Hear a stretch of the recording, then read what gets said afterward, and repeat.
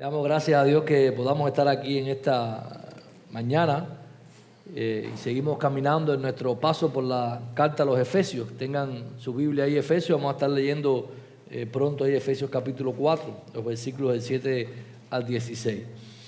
Y como parte de todo lo que Pablo ha estado haciendo y ha estado instruyendo y ha estado trayendo aquí a esta iglesia, en este mensaje que él le ha estado dando, que hemos visto desde el principio que ha sido bien poderoso y basado en toda esta imagen de este Cristo victorioso y este Cristo triunfante, ¿verdad? Que ha hecho todas las cosas por nosotros, que nos ha regalado la salvación, que la hemos recibido por gracia y solo por gracia, no por obra, para que no podamos gloriarnos en ninguna de estas cosas.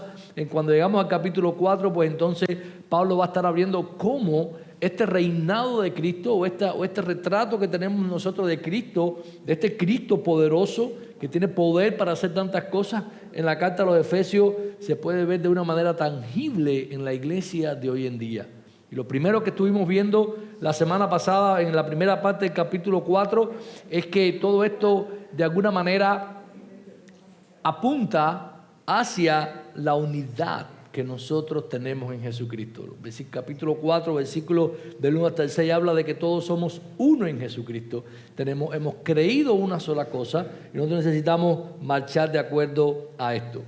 Pero lo curioso de la historia del cristianismo hasta este punto en el cual vivimos nosotros es que el cristianismo a lo largo del siglo pasado y dada la influencia de la mentalidad occidental, específicamente la influencia del individualismo, se ha convertido en un cristianismo muy centrado en la persona y muy centrado en la relación personal del creyente con Dios.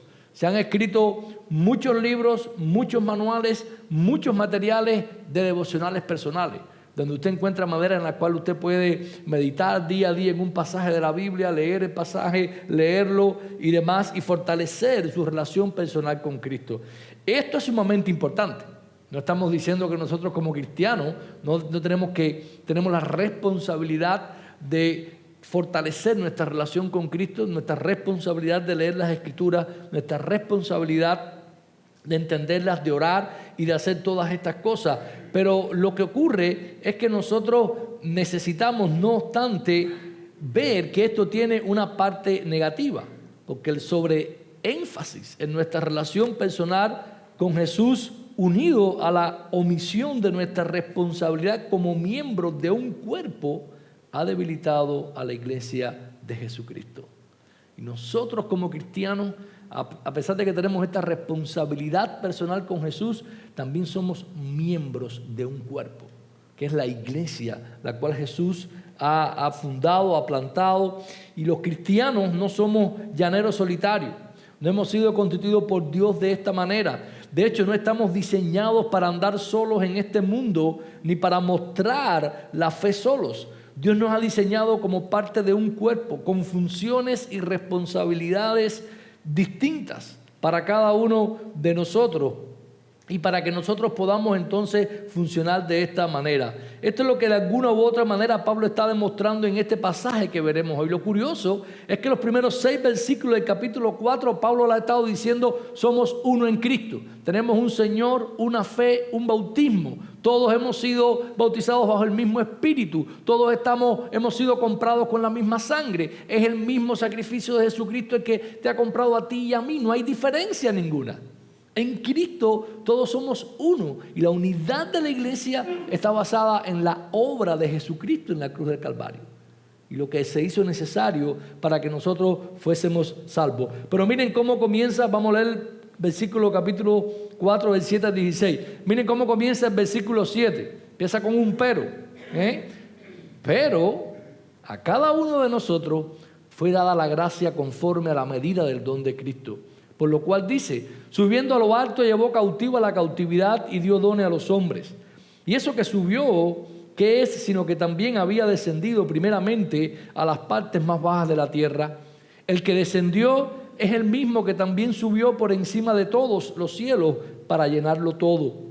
Y él mismo constituyó a unos apóstoles, a otros profetas, a otros evangelistas, a otros pastores y maestros, a fin de perfeccionar a los santos para la obra del ministerio, para la edificación del cuerpo de Cristo, hasta que todos lleguemos a la unidad de la fe y del conocimiento del Hijo de Dios, a un varón perfecto, a la medida de la estatura de la plenitud de Cristo, para que ya no seamos niños fluctuantes, llevados por doquiera de todo viento de doctrina, por estratagemas de hombres que para engañar emplean con astucia las artimañas del error, sino que siguiendo la verdad en amor, crezcamos en todo en aquel que es la cabeza, esto es Cristo, de quien todo el cuerpo bien concertado y unido entre sí por todas las coyunturas que se ayudan mutuamente según la actividad propia de cada miembro, recibe su crecimiento para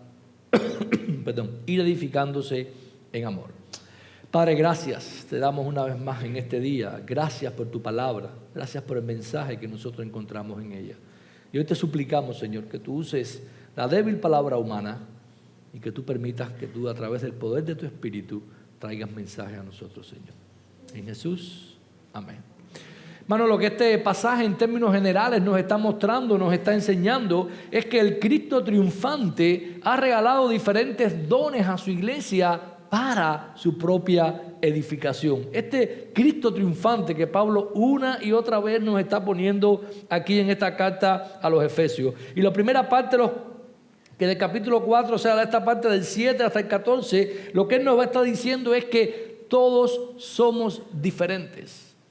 Es una idea que Pablo va a estar recalcando aquí, está diciendo todos somos diferentes. Por supuesto, ¿verdad? Si usted simplemente observa a su alrededor, ¿verdad? Usted se va a dar cuenta que todos los hombres y mujeres somos ¿qué? Somos diferentes. Tenemos las mismas partes, todos tenemos brazos, piernas, nariz, ojo, oreja, ¿verdad? Pero todos somos diferentes. De alguna u otra manera, todos tenemos diferentes complexiones faciales, tenemos diferentes largos de las extremidades, ¿verdad? Hay unos que a ojos de unos son bonitos y a ojos de otros son feos, ¿verdad? Y es la misma persona y son de los mismos, diferentes ojos, como usted lo vea. Pero la idea es que usted no tiene que ir muy lejos ni tiene que ir a una universidad para darse cuenta que el ser humano, a pesar de que todos tenemos un cuerpo similar, somos diferentes. Y Pablo usa esta misma imagen para mostrarnos lo que ocurre dentro de la iglesia. Y él está diciendo, todos, aún dentro de la iglesia y dentro de lo que nosotros hemos sido llamados a hacer o hemos sido capacitados para nosotros poner en función de la iglesia, es que todos somos diferentes. En primera parte del versículo 7 dice, a cada uno de nosotros nos fue dada la gracia conforme a ¿qué? A la medida del don de Cristo. Pablo está diciendo, y fíjense cómo él contrasta la idea que viene de adelante en los versículos del 1 al 6. Hay una unidad, todos hemos creído lo mismo, hemos sido bautizados en el mismo Espíritu, todos tenemos una unidad en Cristo y en el Espíritu de Dios, pero eso no significa que los cristianos cuando se convierten le ponen un uniforme espiritual y todos somos iguales. Somos diferentes y de hecho Dios nos ha capacitado de manera diferente a cada uno de nosotros, y no solamente que Él nos ha dado dones diferentes, lo vamos a ver más adelante mientras sigamos caminando en el pasaje, sino que la medida del don que nos ha sido dado a nosotros de Cristo es también diferente en cada uno de nosotros. A pesar de que muchos podamos tener los mismos dones para servir a la iglesia, podamos tenerlo de diferentes maneras o en diferente proporción en cada uno de nosotros. Hermanos, nosotros necesitamos entender y comprender que la diferencia es que cada uno de nosotros nos ha sido dada la gracia de Dios según la medida del don de Cristo. Él ha repartido estos dones o regalos y lo ha hecho de acuerdo como Él ha querido y en la medida en la que Él ha querido. Y para decirlo de otra manera, quizás en la medida en la que Él entiende que es mejor para nosotros, lo cual es por supuesto lo mejor. Y Cristo ha dotado a su iglesia de estos regalos para que nosotros podamos entonces como iglesia ser edificados con un objetivo determinado. Los versículos del 8 al 10 van entonces a hablar o van a darnos a nosotros esta idea de este Cristo que es triunfante. ¿Por qué vemos aquí o por qué les puedo decir que es un Cristo triunfante? Bueno, el apóstol usa una cita directa, miren el versículo 8, por lo cual dice, Él está citando Salmo 68, 18. El salmo que leímos, específicamente el versículo 18, dice: por lo cual dice, subiendo a lo alto, llevó cautiva la cautividad y dio dones a los hombres. Él nos deja saber que Cristo es nuestro Señor, que ha resucitado y que ha ascendido al cielo, es el vencedor sobre el pecado y sobre la muerte. Eso es lo que Pablo está diciendo cuando está citando el Salmo. Repito la idea, nos está diciendo que este Jesucristo es nuestro Señor, que ha resucitado y ha ascendido al cielo, y que Él es el vencedor sobre el pecado y sobre la muerte. Él es un rey que ha vencido. Y la imagen que Pablo toma prestada del Salmo 68, y leímos el Salmo ahorita, metafóricamente habla de Dios ascendiendo al monte Sión con sus enemigos como presos para mostrarse como un rey conquistador. Y Él muestra a estos cautivos. La idea es esta. En aquellos tiempos, en los tiempos bíblicos, cuando un rey ganaba una victoria, cuando había una guerra y ellos ganaban, ellos hacían un desfile al final. Y en este desfile que ellos hacían, ellos llevaban a todos los cautivos que tenían. Y el botín de aquella guerra era repartido entre el pueblo. Entonces, la idea que nosotros tenemos aquí, o la idea que Pablo está intentando mostrarnos, que es la idea tomada de lo que metafóricamente ocurrió allí en este Salmo 68, es que Dios está mostrando que Él es el rey victorioso y Él está dando regalos a su pueblo. Esa es la manera en que lo pone de esta manera. Y esto tiene ciertas o varias implicaciones para nosotros como el pueblo de Dios. El autor muestra a los cautivos de Cristo en un desfile de victoria para indicar que Jesús ha derrotado a nuestros adversarios espirituales, convirtiendo lo que nos tenía cautivos en lazo del pecado en su cautividad. El pecado, la muerte, Satanás han sido ahora vencidos por el Rey de Reyes y Señor de Señores. En esta marcha de victoria, nuestro Rey también dispensa los dones de su victoria a su pueblo. Se deja claro también el cual en su victoria dice que ascendió a los cielos. Miren el versículo 10, él sigue explicando después, dice: y esto de que subió, ¿qué es? Sino que también había descendido primero a las partes más bajas de la tierra. Y este versículo 9 es un versículo complicado, un versículo que tiene su complejidad de interpretación. Muchos hacen de este versículo de que Jesucristo fue al mismo infierno, porque la manera en que puede estar refrasado, puede estar explicado aquí, es que bajó a las partes más bajas de la tierra. Y algunos hacen de esto como que Cristo bajó al infierno en su muerte, los 3 días que murió, y después Él ascendió. No obstante, pudiese, o la lectura más sencilla del pasaje, o más simple, pudiese ser de que simplemente esté hablando de la encarnación de Jesucristo. Y cuando Jesucristo bajó a la tierra y se hizo hombre y después ascendió. Y nos inclinamos a creer esta segunda por varias razones. La primera es que este patrón de que Cristo descendió a la tierra y después ascendió a los cielos es un patrón que Pablo usa en otras cartas. En Filipenses capítulo 2, versículo, cuando él habla del 5 al 8, Pablo habla acerca de este Cristo que dejó su gloria y se hizo ¿qué?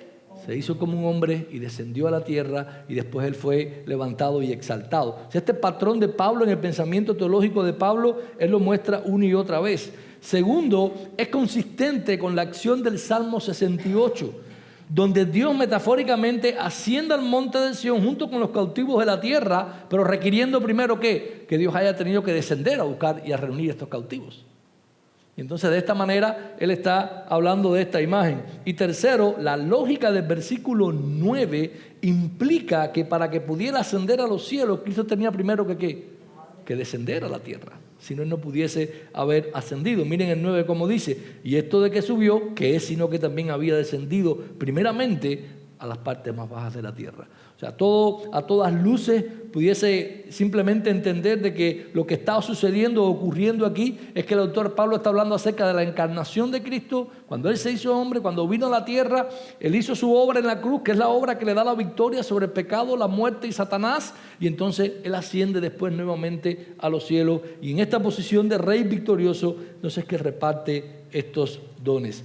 A pesar de este asunto complejo, el mensaje es claro. Jesús tiene dominio sobre cielo y tierra. Él es el vencedor. No importa incluso cómo usted interprete esta parte en este pequeño problema de interpretación, lo que está hablando es que Él tiene la autoridad para dar dones o regalos como Él desee y en la proporción en la que Él desee y con la expectativa de que nosotros respetaremos su autoridad en cómo Él ha dispensado o repartido sus dones. Y esto es muy importante para el funcionamiento de la iglesia. Tenemos que entender que Jesús es el Rey que tiene toda autoridad. Él es el que ha vencido sobre todas las cosas. Y Él ha repartido dones a su pueblo y a su iglesia como Él ha querido y en la proporción que Él ha querido. Una implicación clara, o la primera implicación clara aquí tenemos es que menospreciar los dones de otros es dejar de respetar la autoridad de Cristo. Cuando usted menosprecia el don de alguna persona, por pequeño que sea o por grande que sea, usted está menospreciando la autoridad de Jesucristo, que es quien dio ese don. Nosotros tenemos que estar claros en cuanto a este punto. No solo esto, Pablo también dice que debemos reconocer los diferentes dones, o que estos diferentes dones son un reflejo de la generosidad de Jesús.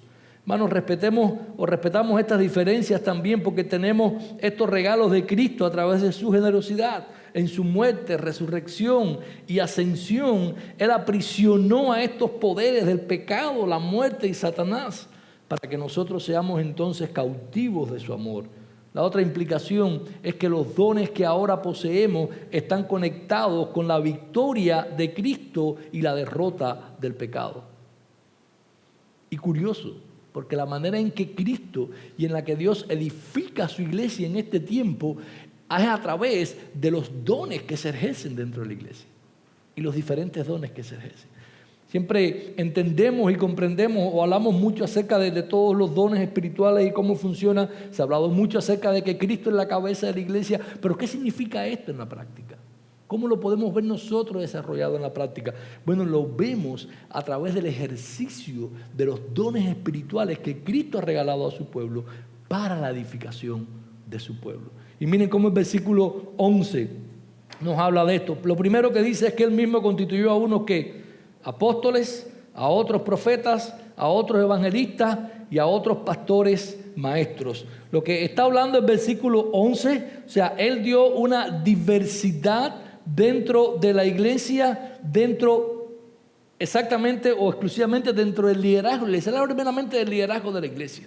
¿Y quiénes eran los apóstoles?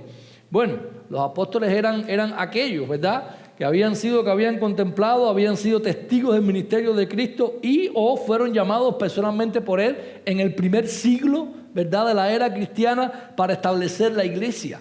Ellos junto con los profetas trajeron toda la revelación de que era la iglesia. Pablo lo ha explicado, ¿se acuerdan? Aquí en el capítulo 3 a los Efesios.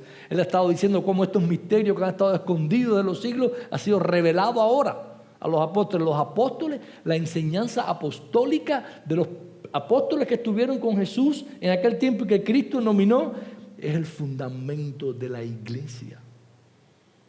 Y Él está diciendo que Dios regaló apóstoles a la iglesia. Esos primeros apóstoles fueron un regalo de Dios a la iglesia. ¿Para qué?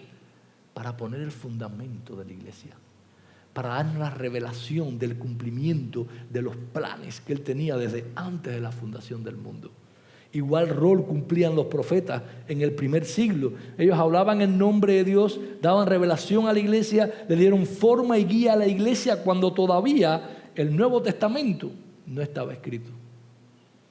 Y entonces ellos traían la palabra de Dios y ellos edificaban al cuerpo de Cristo y fortalecieron a la iglesia en el primer siglo mientras Dios estaba aún revelando su palabra, la parte del Nuevo Testamento que nosotros tenemos hoy para cada uno de nosotros. Los evangelistas, tenemos ejemplos de esto en el libro de Hechos, eran aquellos que iban comunicando este evangelio, iban a ciudades, iban a todos los lugares, predicaban el evangelio de Jesucristo. De hecho, demostraban a través de las escrituras, que en aquel tiempo era el Antiguo Testamento, como Cristo era el cumplimiento de todas las cosas y era el Mesías, el Salvador que Dios había prometido desde los tiempos anteriores. Los pastores maestros eran los que tenían un rol más local, estaban situados en las localidades donde se habían plantado iglesias. Ellos eran los que guiaban a las congregaciones, predicaban la palabra de Dios y pastoreaban al pueblo allí en esos lugares donde ellos estaban. Y lo que está diciendo entonces aquí el apóstol es que Dios, Jesucristo, había dado este regalo a la iglesia. Estos roles o estos dones, estas personas con estos dones específicos para que edificaran a la iglesia de Jesucristo. Pero miren cuál es el propósito, ¿verdad? Versículo 2 empieza dando el propósito. ¿A fin de qué? De perfeccionar a los santos para la obra del ministerio, para la edificación del cuerpo de Cristo. Hermanos, el primer propósito que vemos aquí es la unidad. El cuerpo debe ser edificado para la unidad de la fe y del conocimiento. Y ese es el objetivo que Pablo dio a los apóstoles. Y usted ve después en todas las cartas, en otras cartas de Pablo, como Pablo continuamente, en la carta que le escribe, por ejemplo, a Timoteo, él le dice, ten cuidado, Timoteo, preserva el evangelio, que lo que tú oíste de mí, el mensaje que yo te he dado, que es el mensaje que Dios en revelación le dio al apóstol Pablo, tú tienes que conservarlo y preservarlo, porque hay muchos por ahí que están enseñando otras cosas. Entonces es importante que nosotros continuemos siendo edificados en la unidad de la fe y del conocimiento de Jesucristo. El versículo 14 es importante. ¿Para qué? Para que no seamos, ¿qué? Niños fluctuantes, llevados por doquiera, ¿de qué? De todo viento de doctrina, por estratagemas de hombres que para engañar emplean con astucia, ¿qué? Si usted cree por algún momento que las falsas doctrinas son algo de nuestro tiempo nada más, está equivocado. Los hombres que quieren desviar, aquellos que vienen con vientos de doctrinas cada 5 minutos, aquellos que buscan la manera de engañar a los escogidos de Dios y de con artimañas usar las cosas para desviar al pueblo de Dios, están en la iglesia desde el principio. Por eso Pablo estaba escribiendo esta carta a los Efesios. Y le estaban diciendo, necesitamos crecer en la unidad, en la fe y el conocimiento de Jesucristo para que no seamos llevados por todo viento de doctrina. Y hoy vivimos tiempos donde hay muchos vientos de doctrinas. Hay muchas personas levantándose y hablando o predicando mucha cantidad de cosas y muchas de ellas no son bíblicas. Usted como cristiano tiene la responsabilidad de examinar todo lo que se le predique y se le enseñe. Aún lo que cualquiera de estos pastores que nos paramos aquí a predicar la palabra, usted tiene la responsabilidad como cristiano de examinarlo. Porque nosotros no somos infalibles. Buscamos la Biblia, la intentamos, pero usted tiene como cristiano la responsabilidad de hacerlo también. Y eso es algo a lo cual siempre necesitamos entender y comprender. Pero no solamente la unidad, como habla la primera parte del versículo 13, sino que también el propósito es la madurez. Y miren cómo lo pones, hasta que todos lleguemos a la unidad de la fe y el conocimiento de Dios, aunque a un varón perfecto, a la medida de la estatura de la plenitud de Cristo. Está hablando de que lleguemos a este varón perfecto, ¿verdad? O a este varón maduro, es la palabra que se usa ahí, más de que de perfección, habla de madurez, a esta estatura. Cristo, o sea, la plenitud de Cristo es su influencia transformadora sobre el mundo a través de la iglesia, el cual es su cuerpo. Y lo que está diciendo es que todos estos apóstoles, todos estos profetas, todos estos evangelistas, todos estos pastores y maestros son el regalo de Dios para que los santos sean edificados en unidad y crezcan en madurez y puedan ejercer su ministerio de una manera profunda en este mundo. No significa, y entendemos por supuesto, los únicos dones que tiene la iglesia no son estos que Pablo menciona aquí en el capítulo 4. Si usted va a Corintios, usted va a ver una lista de dones. Si va a Romanos, usted va a ver lista de dones, de todos los dones que hay en la iglesia. Pero Pablo menciona estos específicos porque estos son los dones que edifican el cuerpo de Cristo de una manera determinada, con el conocimiento adecuado, que llevan a la fe adecuada, lo cual hace que haya madurez, y lo cual hace que cada cristiano con su don específico pueda entonces ejercitarlo y pueda crecer en su don. Y esa es, hermanos, nuestro llamado, lo que Él está llamando, ¿verdad? Para que esto pueda ocurrir, es para perfeccionar el cuerpo de Cristo. Dice el 3, hasta que lleguemos a la unidad de esta fe y a esta estatura y no seamos entonces nosotros desviados por todo viento de doctrina. Hermanos, tenemos diferentes dones autorizados por Cristo para edificarnos en unidad de mente, en nuestro compromiso con la verdad y para edificarnos en madurez para el ministerio, un ministerio que debe transformar el mundo que nos rodea en la expresión de su verdad, de tal manera que estemos bajo el liderazgo de Cristo. Y debido a que estas diferencias, hay algunas actitudes que nosotros necesitamos tener en cuenta. Si vamos a entender de que todos tenemos dones diferentes, si entendemos que hemos sido capacitados o dotados de una manera diferente, entonces hay cosas que tenemos que tener presentes. Primero, no debemos despreciar los dones de otros.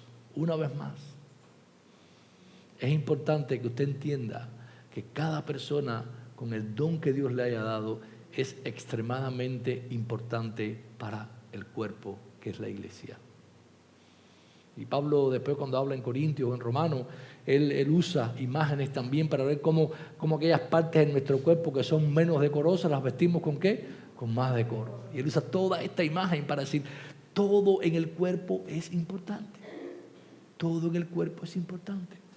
Y todo lo que tenemos nosotros en el cuerpo de Jesucristo, todos los miembros de la iglesia con los dones que tenga cualquiera que estos sean, es importante. No podemos menospreciar ninguno de ellos. Segundo, no debemos tampoco despreciar nuestros dones.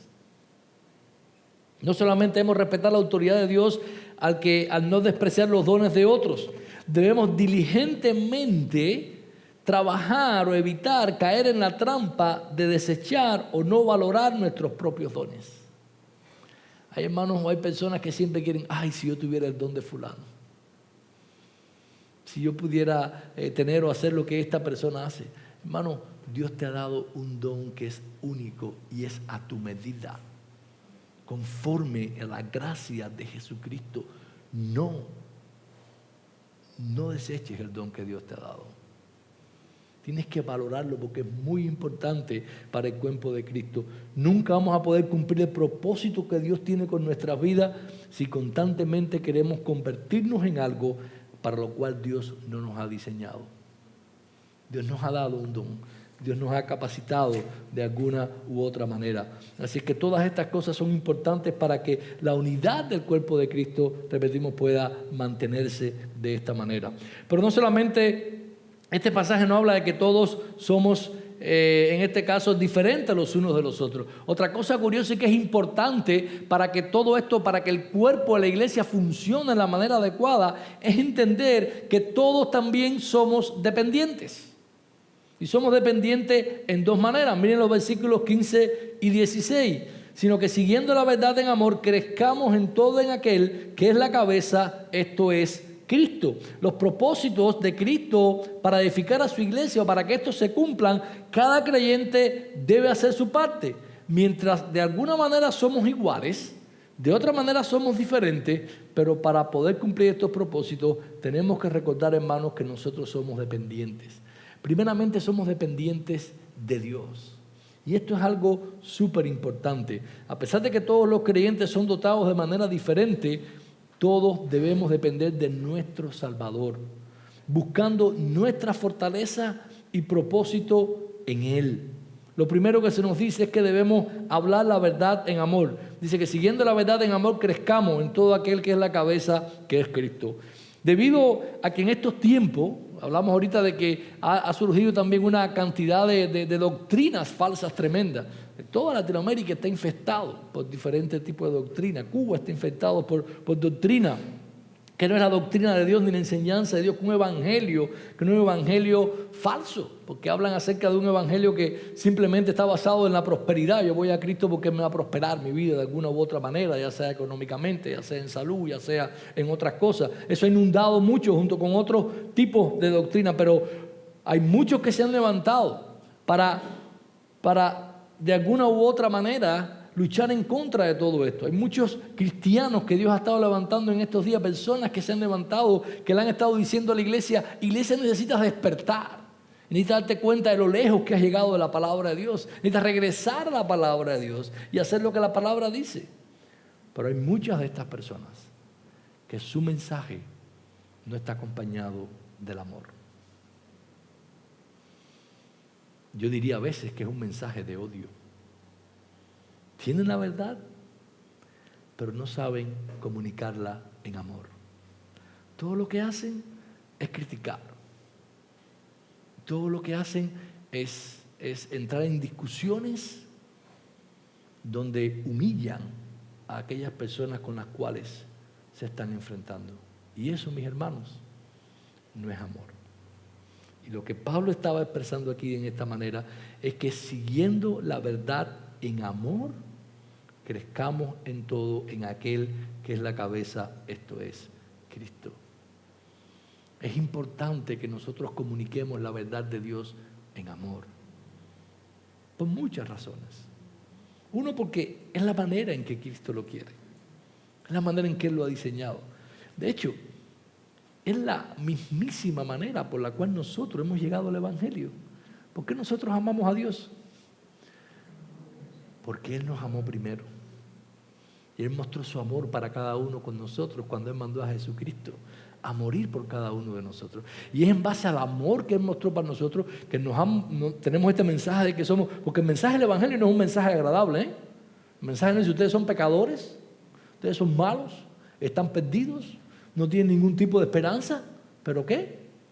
Pero Cristo murió y resucitó y ascendió y conquistó la muerte, el pecado, conquistó a Satanás y Él nos ofrece vida eterna. Es un mensaje de amor, como lo tenemos nosotros. Evangelio significa buenas nuevas, buenas noticias. Unas buenas noticias de este mensaje de que el hombre puede ser rescatado. Hermano, nosotros necesitamos aprender a comunicar las verdades de Dios en amor, con una motivación correcta de nuestro corazón, con un amor inquebrantable hacia aquellos que están frente de nosotros. La imagen que vemos aquí, o que nos pone en esta segunda parte de 16, es la de un cuerpo humano con todas sus partes coordinadas. Miren cómo dice la primera parte del versículo 16, de quien todo el cuerpo, bien concertado y unido entre sí por todas las coyunturas que se ayudan mutuamente. Y lo curioso es esto: ¿usted sabía que usted no puede simplemente mover este dedo sin que su cabeza se lo mande? Usted no lo piensa, pero haga la prueba. Quítese la cabeza por un momento e intente mover el dedo. Y no solamente la parte física, usted va a morir. Su cabeza controla todo su cuerpo. Y lo que Él está diciendo es que Cristo es la cabeza y nosotros tenemos que movernos según ¿qué? Según toda esta coordinación que Cristo nos da. ¿Cómo es esto posible? ¿Cómo Cristo puede ser la cabeza de esta iglesia local o de cualquier otra iglesia local? Bueno, la única manera que eso ocurre es a través de nosotros los creyentes siendo obedientes a la palabra de Dios. Porque Cristo gobierna a su pueblo a través de su palabra. Entonces eso es lo que hace que nosotros podamos someternos y dejar que Jesucristo entonces sea el que obre. Y nosotros podamos edificarnos en amor, no despreciarnos los unos a los otros, sino simplemente apreciarnos y de hecho animarnos cuando estamos ejecutando, estamos poniendo en práctica los dones que Dios nos ha dado de la manera adecuada. Los peligros aquí son muchos. Es fácil intentar hacer las cosas en nuestra fuerza y no depender de Cristo.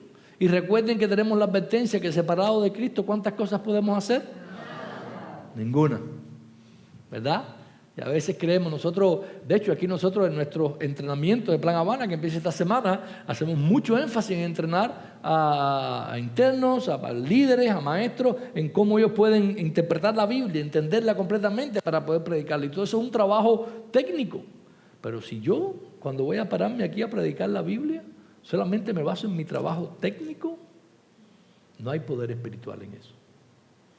No podemos confundir nuestra responsabilidad de ir a la palabra de Dios, entenderla y comprenderla adecuadamente, interpretarla adecuadamente para predicarla adecuadamente, y nuestra dependencia en el Espíritu para que use esa palabra y la haga poderosa, porque mi palabra no tiene poder.